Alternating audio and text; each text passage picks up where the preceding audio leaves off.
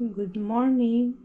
Kailangan ng hinog na saging sa paggawa ng banana cake. Saka kailangan may listahan kayo.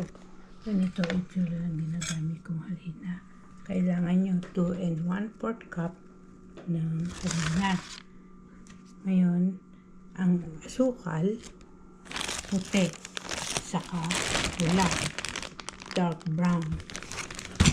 1 cup ng brown sugar, 1/2 cup ng white sugar, 1 and 1/2 teaspoon ng baking powder, 1 teaspoon ng baking soda. So, ang baking soda, ganito itsura.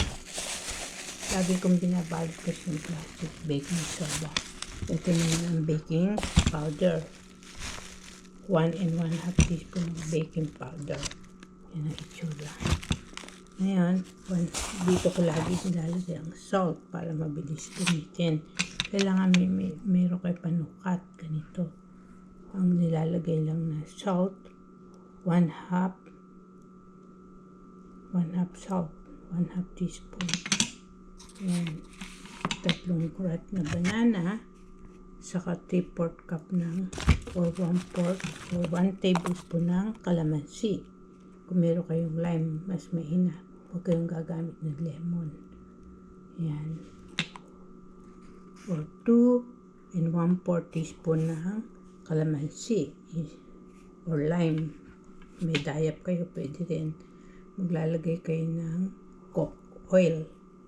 1/4 cup ng cooking oil or vegetable oil. 1 teaspoon ng vanilla. Yan. Isa lang itlog. Egg. Para di tataas cholesterol, huwag masyadong maraming ilalagay ng itlog. Kahit anong nuts, kapag binalot nyo na maigi yung mga mani. Ito, galing pa bigyan ng kapatid na doktor, si Dr. Boyet, galing Palawan. Ini-airfry ko lang yun ng maikling oras. Tapos ito, raisin.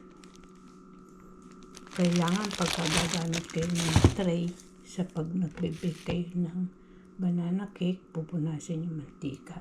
So, kakailanganin natin ng fresh milk. Yan, fresh milk.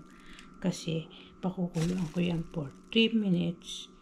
Tapos, saka ko ihahalo ang baking powder, baking soda. Yan, kaya kailangan yan ng fresh milk. Okay?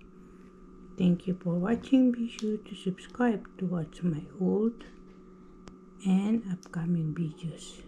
Bye.